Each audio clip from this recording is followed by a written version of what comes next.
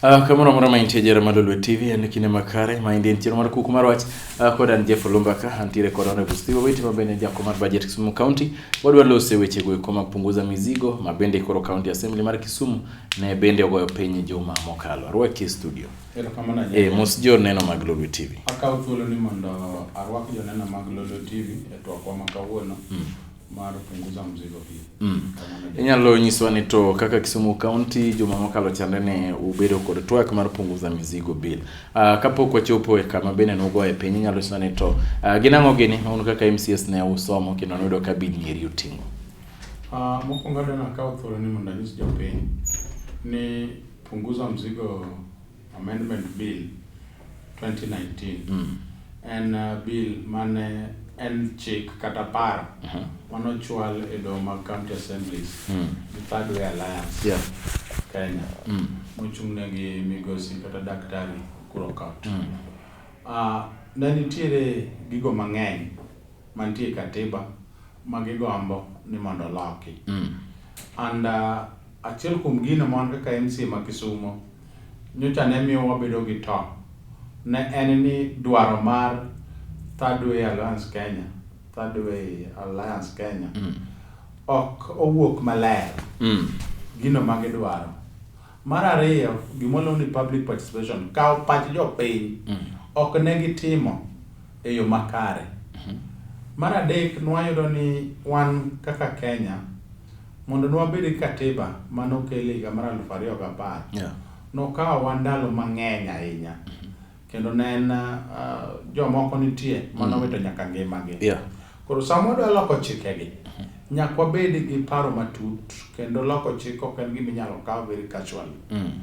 Ok odwar siasa mar populism. Populism en ang'o? Dwaro ni mondo ing'eri.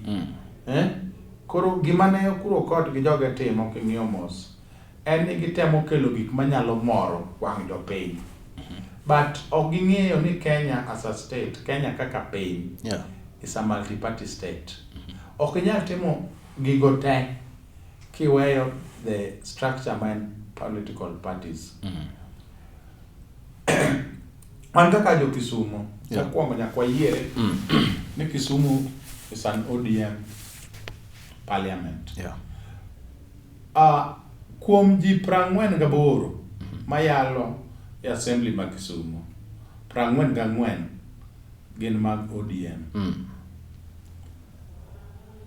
And ODM as a party bende nosewuoyo ni gin gi reservations kata gin bende gin gi to e weche mag ang'o mag punguza mzigo. And gise bedo gi bura ka gilero nwa wan kaka jod bura mano bedo sponsor magichungo mane gitere ute buche ni agenda mar ODM onge punguza mzigo entiere e BBI Building Bridges Initiative. Having said that kata bang' wacho mano ok ne monwa bedo thuolo mondo nwayal parono e od bura and an awuon nakaw thuolo mondo achwale od bura ma Kisumu wach ni jo od bura wache nikech ok waluore. Wadwa ni mondo wagoye piny ayanga ka jopiny te neno kendo ka jo Kenya neno gi gimomiyo wagoye piny. Awacho ni manyiso ni iwacho kanyero ni mokwongo kot ne okotimo public participation maber ne okumiyo kaeto wacho ni thothne gigo kuma dwaro gin gik ma bende un kaka dwaro bura mar ODM ok une ka dwaro maru kata gombo maru oketi ei punguza mizigo ni. Ok dwaro maru kata gombo maru. Luwo chik mane wayudo bang' higni moingo 20. Katiba mar Kenya ok inyal ndiko i katiba kuom ranyisi ni idwaro ni ka ng'ato yudi gi makosa mar weche mag mibadhi. Jafing'e maber ni an achiel kuom jogo ma ok ohero weche mag mibadhi. To ok inyal wuonda ni iwacho na ni e katiba mar Kenya ma en chik maduong' molo chike te Kenya ka ni idwa kete i katiba ni ng'ano moyud gi weche mag mibadhi onego kaw kod ndalo 30. To kapo ni ndalo 30 no osemake osetweye koto oseyale mosetweye kendo ka ber to tweye life sentence. Mano en populism. En gombo gima nyalo moro. Wang'eyo ni weche mag mibadhi. Wawuoyo about Kimwarer Aror Dam, 220 billion. Inyisa ni dwani mondo detectives unearth between 30 days. Ma jogi osetwega kendo osetwege kwa maisha. Eneno kamano. Is it practical? And where on earth, e piny mangima, ma wan gi Chik Island? Kenya is not in isolation. Kenya ok odak kende. We are in a global market. Ka wawacho gimoro, nyaka wawach gini ni kaluwore gi chik mwakelo ni, waneno ka America itime. Waneno ka South Africa, model mane magikelo ga amendments. Constitution mane magisomo. Koso gina niya, waneno ni wabunge ng'eny. Kuom ranyisi, kuom 417 MPs mantie bunge, 290 or something like that. Gidwaro ni wadongi only 47 constituencies. 47 constituencies. They all count. Representation mag jowa. Wakaw kuom ranyisi Kisumu. MP achiel madichuo gi madhako dwa wuok Nyakach, River Miriu, mochomo Sondu no, kochomo Songo malo, tong'wa gi Lang'o, ka duogo mako Kajulu no, kochomo kaso, machop tong'wa gi Siaya, Seme tung kucho.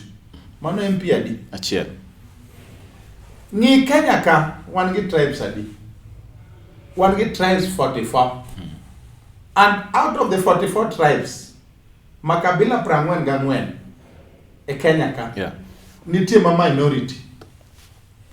Ka wawacho ni wan gi 47 counties, Luo Nyanza kende, already ni kod gadi? 4. Siaya, Homa Bay, Migori, gi Kisumu. Mano already 1-4 osebiro Luo Nyanza. Kore kidhi Kuria, ma pod nitiere i Migori donge. Bende, the minority tribe, biro do thuolo, mondo gibed represented anywhere, kata mana at the National Assembly. Never. Ano nyalo bedo matek. So, inclusivity, the spirit of the constitution marwa nokelo, mondo ji te mang'eny gi joma tin, oyud thuolo mag nyalo go bedo represented. Representation is ok bet supported. Jogi dwaro situation ma the majority of the Kenyans or tribes madongogi will take over everything.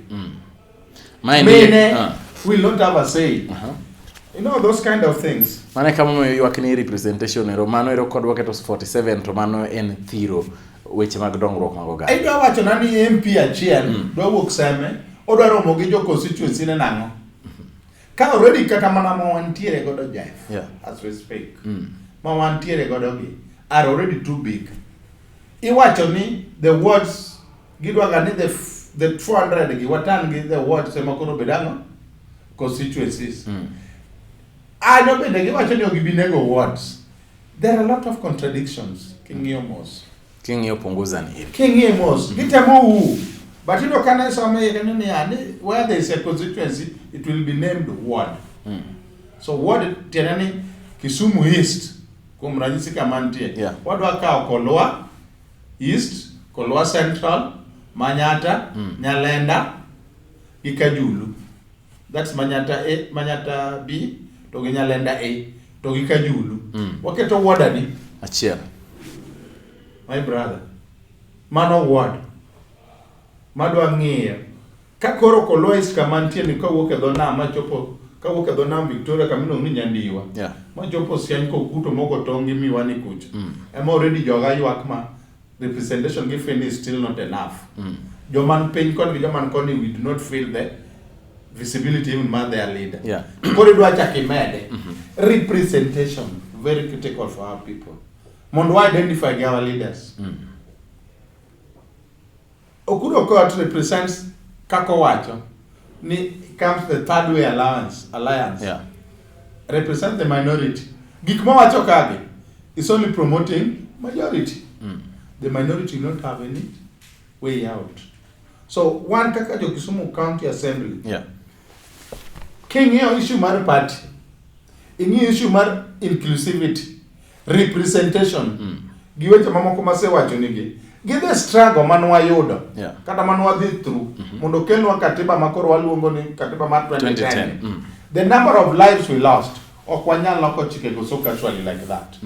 Nyaka jopiny bedi, to bende machielo, Jeff, okele as a document, ma uikawe, ukadhe kokamano to utambu.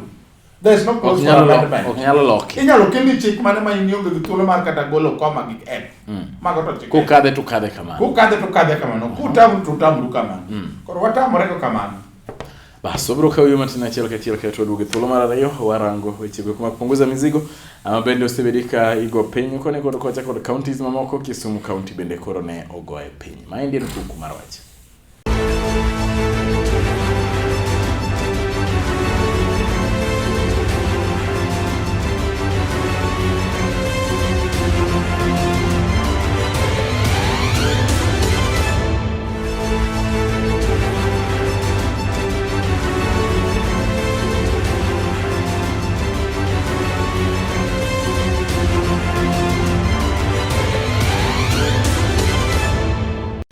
Kamano moro maintie jara Malolwe TV en kine makare wachako duoge thuolo mar ariyo antire kod Honorable Steve Owiti studio kaendi jako mar budget Kisumu warango weche mag punguza mizigo. Chaka ruoke studio.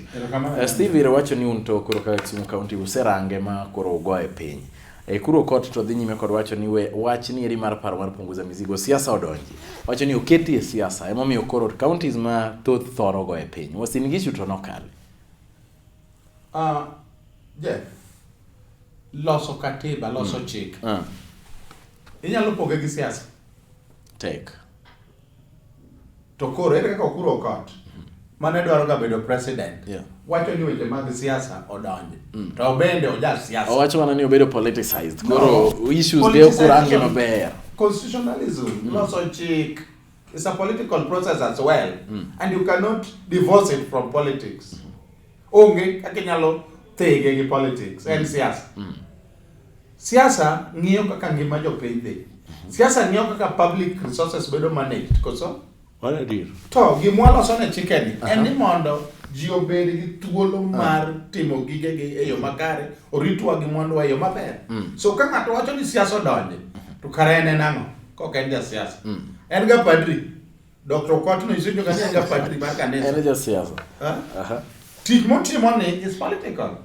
So the idea mar wacho ni siasa odonje en owuono ja siasa and onge maber nis assemblies magwa the 47 assemblies mane manyo kadhe Uasin Gishu Eldoret Uasin Gishu ang'o miyo Uasin Gishu kende mokadho this bill.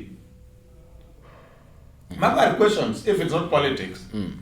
Who is the sympathizer? Iparo ni ang'o miyo Uasin Gishu okadhe? Because the Tanga team emo sponsor ga giro kuro kot ne. Obe capacity.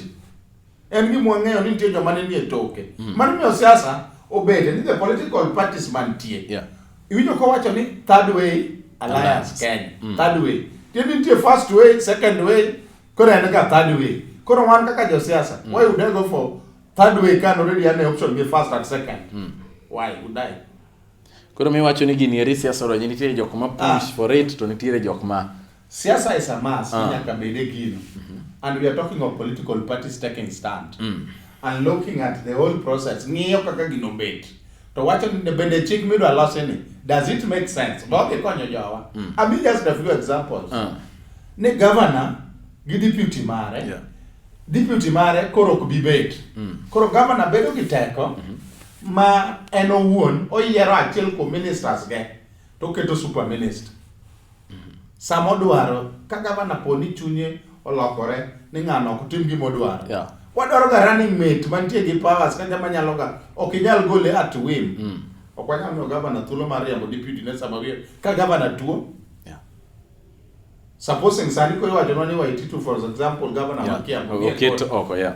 Koro county ma Kiambu nok ti. I think those processes. So gik machal kamago gin gik ma enhance democracy and good governance. Constitution bende nitie gik mok nyal kete katiba mar Kenya. Nitie gik ma the acts of parliament. There are a number of things ma Okura Court propose. Monego beni tero mane acts of parliament. Issues ni ani ng'ato bedo mentioned. Yeah. No kelo ni wadhi amend to wakete katiba ma Kenya. Ni kapo ni Auditor General will mention your department. Yeah. I'm a very strong fighter man corruption. But does it make sense? Niko bedo mentioned to step aside. Boko bedo kata investigated. Yeah. You know, they are fundamental rights. Mar katiba maka. And most of gikma bedo propose. Yeah. Either doka at one point, you obalo gi one article mar the katiba. Interfere, infringe on rights maga as an individual in one section is amen. Komachielo, tidwa ni mondo itim gima chielo mondo idhi konyo jopiny. Ti interfere gi right mar ng'ato. The right to fair hearing is enshrined. Paro nade Fundamental rights mag jopiny. Kirango upunguza mizigo ni ero un Kisumu koro usego e piny. Paro nade bende obro lek mar Ekuru Court bende bro chopo kare kaka waneno ka trend ma dhini. Chikne wacho ni 147 yeah, counties. Chieng' man teacher chieng' chowa yalo wach mar punguza mzigo. Yeah. Last week. Last week no. Yeah. On Tuesday was the deadline. And onge any other county manokade. Threshold mar kade kane 24 counties okade. Yeah. So it would be discussed about the next level by national parliament and the rest. As we speak, that amendment cannot go on. It's dead on arrival. Joas Ngisu manyo kelego mancho bedo supported gi team tanga go thokode. Oluo the wrong people wuonde makada mabe wano propose gini. Because an ngamo ka gire chola soko pesa wuotho. Maniti gi maber ka. No, let me tell you. There are issues mantie ka. But inyalo wacho gima ber e yo marach. Inyalo bedo gi issues. Those things will still appear in an organized initiative. One building bridges initiative. More include all Kenyans. And it's going to give an option of amendments. Kibro kelno wagi assemblies. Kawa feel that will interfere with the Kisumu. Do actually check no okone go be included in Tereuru Acts mar Parliament. Kisumu. Yes. Masani koro to unu paro nade BBI kata Building Bridges Initiative. Uparo nango. Ang'o ma dhi recommendations idhi kel ne ker uparo nade onyalo tero wa e yo machalo nade kaka piny mar Kenya. Kono go be preemptive. Kata wa anticipate. To ento nyalo yene chike mag seria mag to un kaka josiasa chalni en kubiro to dhi embrace. No, anticipation of a debate. Ka giseloso their report mwaneno magi present. Because they are still moving around. Yes. Gi timo public participation. Genuine dialogue and consultation. They can mbele. Wabro neno their kind of document. What compare gigik manager punguza mzigo kwa timarade. Okay. Man number 1. But mine is already gone. Korwade ni margeka. But because we must get an option, it can be amended. Yeah. Can't you paramoro mwana no is left out kadagi mwana wacho nege. Talk is not included. Wabro work. But we'll have an opportunity to discuss it as well. Can take more men, we'll amend it. Because Kenya Duaroni never again shall we go to a situation where Kenya Daubang election. Yeah. It has to be addressed. And the only way is to have it in a way the Katiba yene ni not the winner takes it all. Attitude maroni ngamoyo mbodigi gyote. Ngato yombo gi 5 million point 4, ngato gi 5 million point 1. Ngani woka kama. To ngani do work ma you think ni ngani yombo jama it can never be peaceful. So the winner takes it all attitude and one of the things must be addressed. To paroni BBI. The post-election violence must be, which is as a result of electoral malpractices. Gigo ma ndalo yero timore maricho ka ema kelo koko gi. Magi must be addressed. And this is one of the reasons mommy of BBI. And BBI was an initiative of the handshake to sort out some of the historical injustices ma wan go de Kenya ka. So at the end of the day, we believe and trust. One, it's embracing all kinds of people. The political party's strength is also not underrated. But Gimano Kuro Court Timoni, you cannot underrate the political parties in a multi-party state like Kenya. Ni biro gigiri moromar briefcase, ni woto go around ni paro ni parties madongo mad people have ni bro ye ni pamoni. Never. NGMP sadie parliament. NGMP sadie MCS. Onge. Ikelo gino ni assemblies ni kadho tiyonge gi kata single member. But the katangane move motion ni. kokwan mana jo democratic like us Democrats machal kodwa ma Liberal Democrats ma jo ODM kawan gino dino ko bedo kita move assembly aya iparo nade BBI iparo ne sani rikoro handshake ni rino ka jolony bende wacho ni handshake bende biro gi richoge ber gi bende nitie Jeff onge gima sani ng'ama bed manyalo loso onge ng'ama ber 100% to onge ng'ama rach 100% but we look at ni handshake the end result obro chalo nade gik mage mwadwaro the initiatives gik mancho bedo the conversation is going on bro bedo gi lweny bang' yiero akeni winja issue mar ni opposition we are still opposing koso ko oppose ka jomoko nitie sirikal to kwalo pesa mar gero dams to wawacho ni this is wrong itero gi e court kar opposition en ang'o koso en ni koro Raila ochung' mbele to gigo kogno to gikwalo to gidhigo Raila bende dwaro mondo Kenya bende o move forward onge odiochieng' ma gimoro marach biro timore ka ma ODM as a party Raila Amolo Odinga kaka jakomwa will stand and say no support gimarach ma Raila support no giwachwa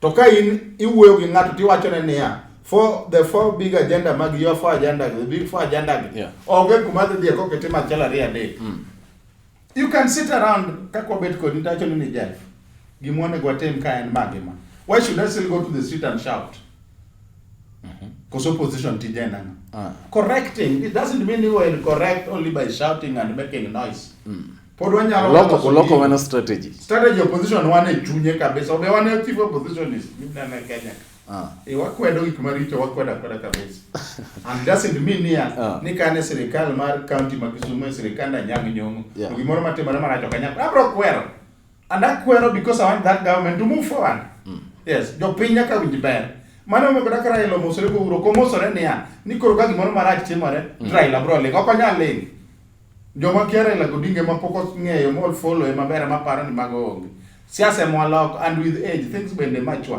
Kenyan democracy is maturing wa kuma wanantiere gi koko mang'eny kamano obro chako rado kendo chiro ka chiro kuchopo joma manyien walose weche go kuma punguza mizigo mabende koro Kisumu County bende ne ochwado piny mochiel mabende ne odhir nyime kata no chwal kod Honorable Steve Owiti mwabedo go di studio kaendi oriti erokamano thank you